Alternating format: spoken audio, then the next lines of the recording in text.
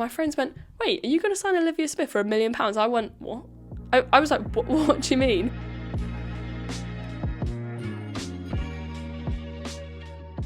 Welcome back to the Arsenal Humans podcast with me, Luce. I hope you're all good.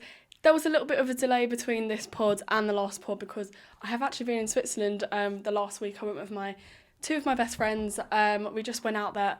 Bank account is crying, but it was so good to watch. Obviously, a lot of Gunners. There were 12 Gunners out there. And also just good to just be in the environment. I love tournament season. Like, it's so fun, especially summer tournament and going out exploring a new place. It was pretty good. I actually came back and as you can see the sun. I feel like that's going to be a bit annoying that it's going to change the lighting throughout this episode, but it's actually a lot hotter here than it was out there, but it was hot there for a few days. But anyways, that is basically my reason for why this is like 10, 11 days after. But now I'm back in England for the rest of the tournament, the rest of the transfer window, right up until the start of the season. I should be giving you like regular content at least once a week. I'll be doing one of these pods, and I feel like there's a lot to catch up on. Before I get into any of the transfer talk, the Euros, we've got another kit that's been leaked and released. But before I get into all of that, thank you to everyone that showed some love on my last video. It was quite nice to see when I was away, like people commenting who they want to join, but also commenting what I should actually do with my setup. As you can see, I've got the scarf from when we won the Champions League recently, less than 2 months ago. Crazy. And I feel like it is quite iconic, you know. I don't have the shirt, I don't have anything else from it, but I was like, I've got the scarf, so I put that out. And then also, this is something that my sister made. It's a little like crochet t-shirt. She literally made it in 2024, which is why there's 24. She's a very talented girl. If you want to follow her, she's Sewlots, SEWLOTS on Instagram, TikTok, that vibe.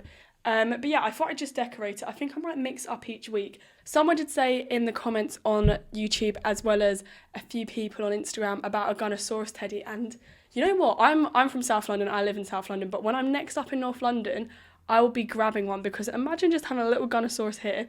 Super cute. So I love that idea. Also, just going back on the comments, I did reply to a few, but I completely agree that with shirts, it just causes more heartbreak if you put a player on the back of them, because they're probably going to leave. So although I was like, yeah, I want to get Chloe Kelly, she's obviously just signed for us recently, which I spoke about in the last episode if you wanted to go back, if you need to refresh your brain. But yeah, I just feel like I don't really want a player on the back. Like, this is another shirt I got recently. One of my friends, he gave it to me. And I was like, oh my God, stop. Like, love this shirt. I saw it a lot as well, and I was like, oh, but I just didn't really spend money on shirts. I just got a hoodie instead. But can't say no to a freebie, obviously. But yeah, I don't have a player on this shirt either, and I've realised I don't actually have a lot of players. I think the only player I have on an Arsenal shirt is a retro one with Ian Wright on, which, of course, you have to do it. And then a WSL one from a few seasons ago with Russo on the back when she first joined that season, the green one. So I feel like they're the only ones with players' names. And for me, I'm happy with those players' names, because one's obviously not playing anymore, retired in the game. And then, obviously, Russo is a legend, and she's also an England legend. So before I carry on waffling, let's talk about how Russo's doing at the Euros. Also talk about all the transfer talk. But before that, let's talk about the warm-up poll, because we've actually been quite busy at Arsenal already. No striker yet for the men, but we've been quite busy, so let's get into that now.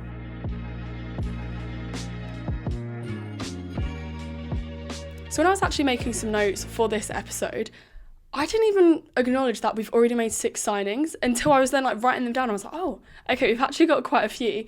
I don't know if I'm the only one that's shocked we've already made 6 signings or not. Yes, none of them is a men's striker, but these signings are slotting into place and building strength in certain areas.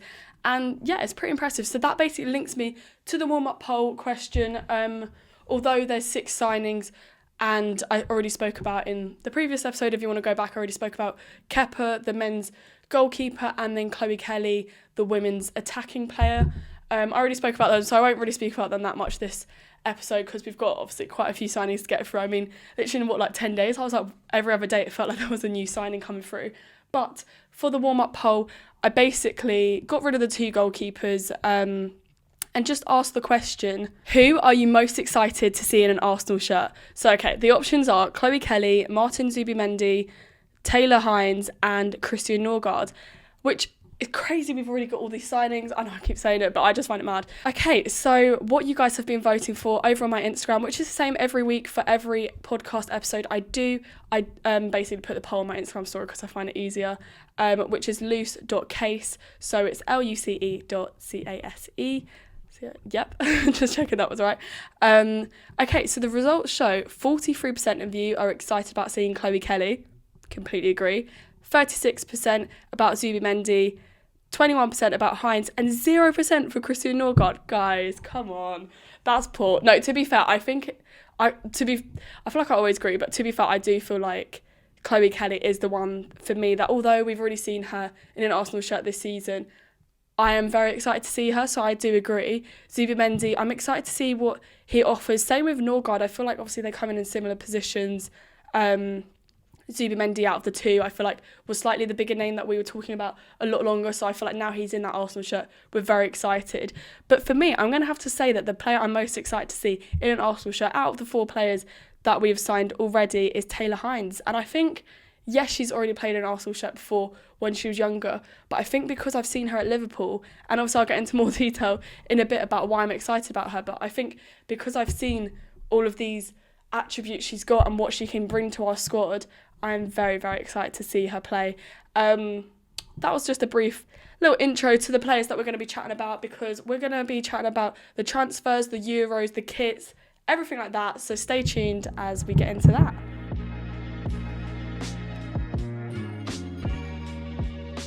Okay, here's the part that we all want to talk about. It is the actual transfers themselves. So, yes, we've got quite a few transfers already, and I'm just basically going to go through the 4 transfers, say why they'd be good for Arsenal, say a little bit about them, and yeah, see how we get on. Also, I will mention just one rumour, which I feel like is quite a big rumour, but I know I said in the episode before, I was like, I don't really like saying about rumours just in case they don't happen, but this one, it's exciting and it is big for the women's game. So we'll get into that in a couple minutes.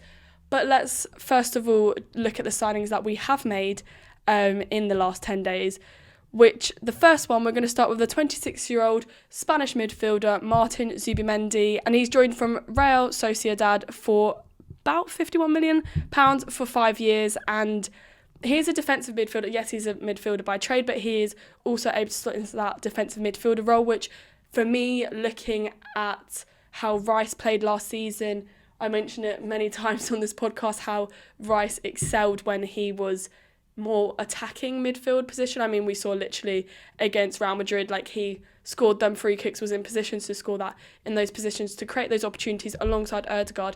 I think having someone slot in behind is very promising. Also, he's only 26 years old, so he's got a lot of experience still to come, and I feel like this is sort of when footballers peak. So I'm actually very, very happy with this signing. Zubimendi is known to excel in turning over possession, especially in that midfield area, which is so crucial because we don't want to always have to rely on the defence, always rely on the goalkeeper. Like, it's good to do it further up the pitch. And yeah, he will be wearing the number 36, which is significant to him because that's the shirt number he made his debut for Real Sociedad in. But I'm very excited about this player. I want to hear your thoughts about him, so just comment down below how you're feeling towards it. I think, obviously, it wasn't the direction all Arsenal fans, like Arsenal men's fans, are thinking, because obviously we want that striker. But I do feel excited about having him because I feel like it creates so much, and obviously with recent departures of certain CDMs, I think it's really important that we're filling those gaps, and if anything, I think it's just strengthened our squad a lot more than it was from before, which is really promising. One thing as well I want to mention about this signing is the video. I mean, the videos that Arsenal have been producing for each signing, I'm obsessed with. I just feel like I'm getting goosebumps, and I'm just like, oh my God, who's it going to be? Because it's always the shadows, the lighting, everything about it. But in particular, Zubimendi, they use one of the members from Ezra Collective, who I'm a huge fan of them. They've done collabs with Loyal Kana, Olivia Dean, which is all my vibe, all my musical artists that I listen to, and I just thought it was a really clever collaboration, and it just really built up that atmosphere that I was saying with obviously the lighting and everything they do. It's cinematography, like it's more than just we've signed this player. It's like, oh my gosh, like you feel part of it, and I'm very excited to see him play in that Arsenal shirt. Moving on to Taylor Hines, I'm going to go in chronological order, by the way. I was going to do it just men's and women's, and I was like, let's just do it of who came in first. Taylor Hines is the next one. She's also 26, and I also loved her video. I think it's really clever. Hats off to the admin at Arsenal, because the way they were able to bring Taylor Hines into Arsenal in such a unique way, showing her past of, obviously, they had a young girl to imitate how she was when she first joined the club, because she joined the club when, she was literally like 11 years old, stayed there for 7 years, made her debut in the first team, and then went on loan to Everton, then went to Liverpool, and now she is back. I thought it was just so nice to see the parallel between her younger self and her now, and I'm an emotional gal, but honestly, like, it gave me goosebumps watching. I thought it was very clever how they did it. So I'm very excited about that. I feel like it just got me in the vibe. Like, I don't feel like she was linked to us for that long, and then suddenly she just joined, and I was like, oh, okay, this is perfect. She is a fullback. She is a Jamaica international. She actually did play, a little fun fact, when I was researching more about her. She did play in like the under-17s, under-20s for England, and now she represented Jamaica, I think it was 2024, so last year was her first year. But yeah, it's really good to see another Arsenal player return. I mean, the same way that obviously Chloe Kelly has returned, it's really good to see that. And I just feel like what she offers, obviously she's versatile. Yes, she plays that fullback. She can also slot into midfield as well, which I feel like the defensive structure has probably been our weakest part. I know, obviously, I'm sat here next to this scarf saying that we won the Champions League, so you think, really, can there be a weakness if you're the best club in Europe? But yes, there can be, because I feel like we really showed up in that last game, but defensively we haven't been the best. We've had Catley, who is a fullback, having to slot in centre-back. So I feel like we're good by strengthening the defensive options. So I am very excited about seeing her join. Also, I just think what she did with Liverpool, she helped them get promoted in the 21-22 season, and then she went on to co-captain or vice-captain when they came fourth, and that was kind of unheard of, a team outside of Man City, Man United, Arsenal and Chelsea to come in the top four. So she's good. And obviously you don't, as much as it's like, yeah, you've got to get the goals to get to the top, you've also got to have the people to stop the goals, and I feel like she's very good at that, so I'm very excited about her as well. Overall, I'm actually just really excited. I do feel like with the men's, I'm not sure where they're prioritising their money, to be honest, but we're getting signings that are valuable and will, in the long term, help build our squad depth and keep that strong structure, especially when you look at our next signing, Christian Norgard. He is 31 years old, so it's crazy that I'm saying he's on the older scale, because I mean, I swear I have chats with like people, like friends and family who don't watch football, aren't really into it. And then I'm literally like, oh yeah, this person's like 30, they're probably going to retire soon. They're like, what? Like, it is actually mad. But either way, he's on the old side. He is he's a Denmark international midfielder, and he has come from Brentford. I think what you've seen, what he's done at Brentford, they've got promoted, and they hadn't been promoted to the Premier League for 74 years. So this was a massive thing that he has been part of history. He's proved that he can play well consistently in the top league in England, and that's obviously the league he'll be playing in at Arsenal. So I know it sounds obvious, but it's just really reassuring when someone's already played in the league, because when you get players from different leagues across the world, they could be their top goal scorer there, but it's a completely different league here. Not saying it's better here or worse here, it's just different style of football. So it's really reassuring when we've got someone who is experienced, not only playing, because he's obviously 31 years old, but also playing in the league that he will continue to play in. Also, it will help when we play against Brentford, I guess, because he'll know the squad pretty much inside out. So I'm excited about him. He's already started training with Arsenal in pre-season, and he will wear the number 16. So very excited about that. And the last signing that we've made this transfer window is Anek Borb, who is 24 years old, quite young. She is a goalkeeper from Germany, and she's actually joined from Wolfsburg. She made a few appearances there, showed promising football, some highlights I've seen. So I'm excited to strengthen our goalkeeping lineup, because I think this firstly shows what a Champions League win can do, because we're putting bids out to players that I didn't even think were possible, and we're also strengthening areas that, yes, we need to, but it wouldn't be a top priority. But because we've got the money, we're almost just like, yeah, let's splash the cash. Like, people want to come to us. That Champions League trophy made Arsenal so attractive that people want to come over. So I'm very, very happy about that. And obviously, if you look at our Champions League run, our league run, any competition we had last season, we were struggling a little bit, I'm going to be honest, when we had DVD out, because we were relying then on Zinsberger, who hasn't been, as we all know, as good as she normally would be the last season or two.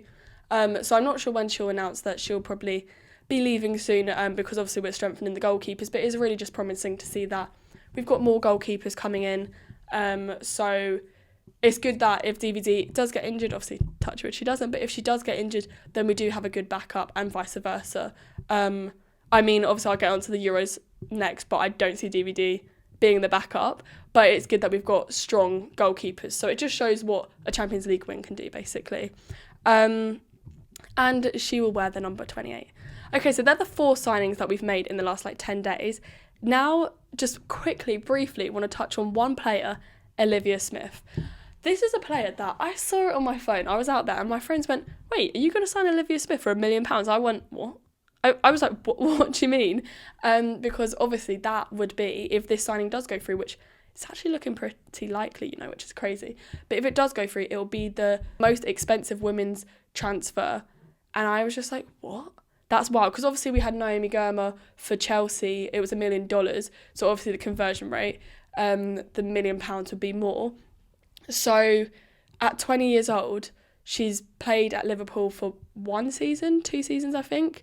And then she'd be sold for £1 million to one of the biggest clubs who's just won the Champions League. It is such a big move for her. And we wouldn't just do it to anyone. And you can see, I mean, if you look at her stats, she's been pretty impressive.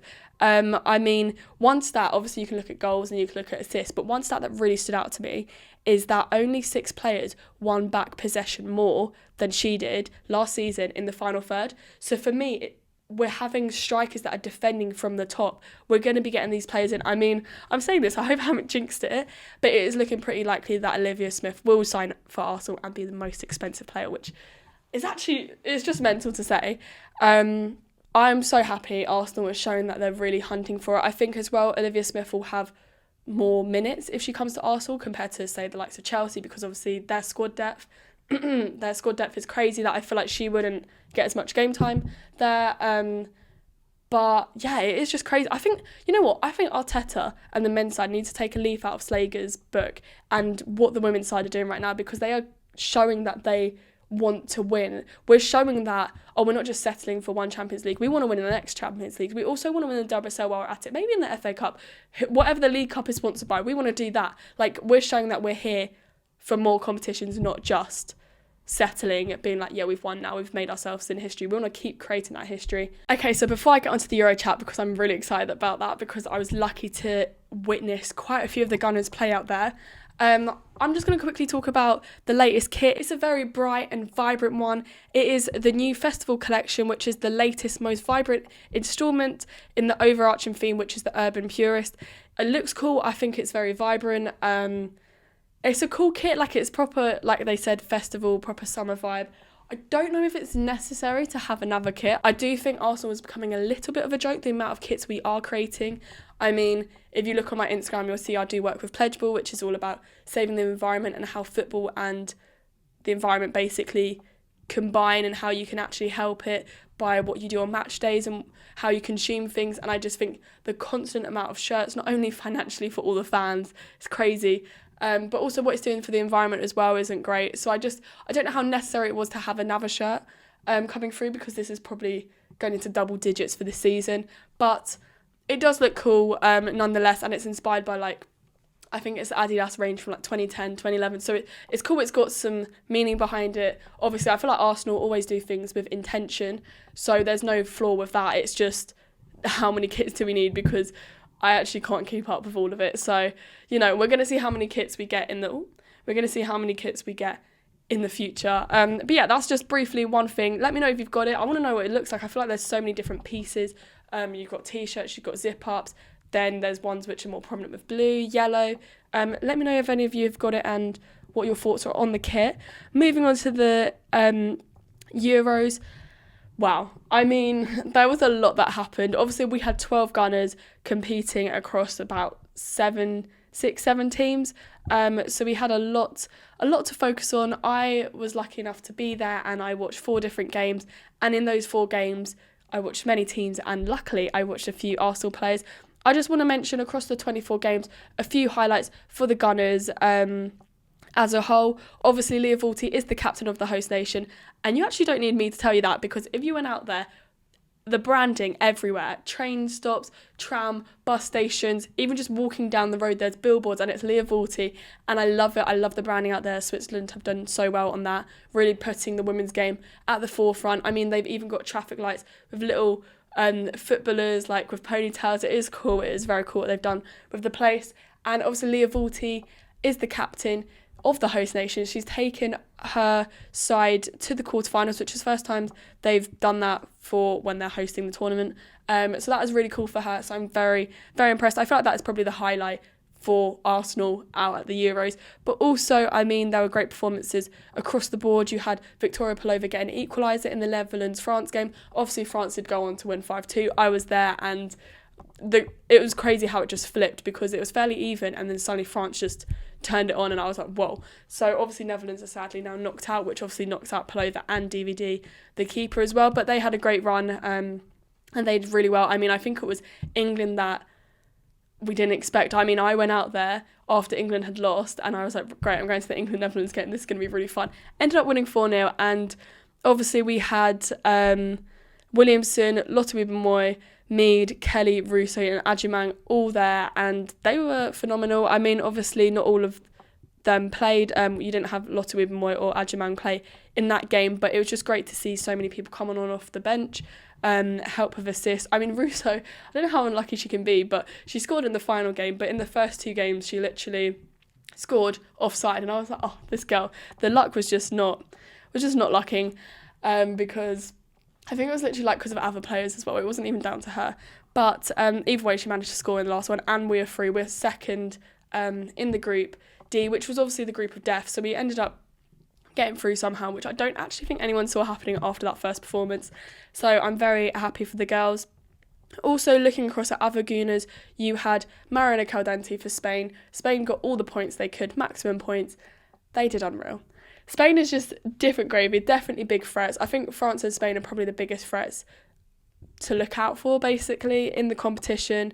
It was great to see Mariana firsthand. I saw her against Italy, and how she controls that midfield. It's just second to none. Like, she's so good. Her alongside Bonmati and Alexia is... Spain are threatening. Like, Spain have some ballers.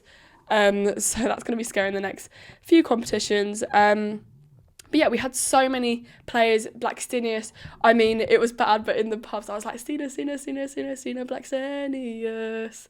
She scores the goals. I was literally singing that the whole time. I feel like I chant a lot on here, which is really embarrassing for me. But yeah, she was so good. So we started with 12. We're actually only down to 10 because only Netherlands got knocked out, which had Pelova and DVD. So we have 10 Gunners left in the competitions who will be competing over the next few days. Obviously tonight we have a few playing. Tomorrow is when England play, and then what's the day? Friday, Saturday? So yeah, Saturday we'll know the semi-finalists, and then yeah, blah, blah, blah. Basically, the 10 left are Mornham for Norway, Vulty for Switzerland, Caldente for Spain, Blackstenius for Sweden, Williamson, Lotte Wiebenmoy, Mead, Kelly, Russo and Adjumang all for England. So we have 10 players left in the competition, and I'm so excited to carry on watching them. I think it's really nice to see, obviously, not only them on the pitch, off the pitch, just seeing how they interact, and also it's good to see in the tournaments because you sort of look across the world at other players, and I'm thinking, yeah, the ones that I'm really impressed with so far at the competition, most of them tend to be from Arsenal. Maybe I'm biased. I'm actually really biased because, to be fair, Chelsea have been doing really well as well, and obviously Barcelona. But it's been really good to see the Gunners flying, so I'm very happy for them. And yeah, I feel like I covered quite a bit in this episode. I feel like there's been a lot to chat about. So yeah, I really appreciate you for watching it as much as you've watched. I feel like I have waffled on quite a bit, so I hope you've enjoyed it. Hope you like this new little setup. I'm going to try, mix it up a bit. Oh, the scarf sort of moved. I'm going to, if you're listening on Spotify as well, you're probably like, what's going on? But basically, I've just got a scarf and a little crochet frame. But yeah, I'm going to try and mix it up a little bit every week, and I'll be doing a podcast within the next week, so it'll be more regular now I am back in England. But yeah, a lot is happening. A lot has been happening at Arsenal. 6 signings already, and 4 in the last 10 days, so who knows what the next week will bring. But if you enjoyed this video, please give me a thumbs up, please subscribe, comment. I loved the amount of interaction that I've had on the last few episodes I've been doing on YouTube, so I really encourage you guys to keep doing that, because it is motivating me to keep bringing out these videos, and it's just nice to have interactions with other Arsenal fans as well, because it's good to see that, yes, we all want an Arsenal men's striker, but also we're all chatting about the Euros, we're chatting about other things. It's just, yeah, it's really good as a whole, so I appreciate you. And also, if you are listening on Spotify, please follow me, give me a rating over there. You can also actually comment over there as well, which I will do my best to reply to. So yeah, appreciate you for watching this, and I hope you have a good week.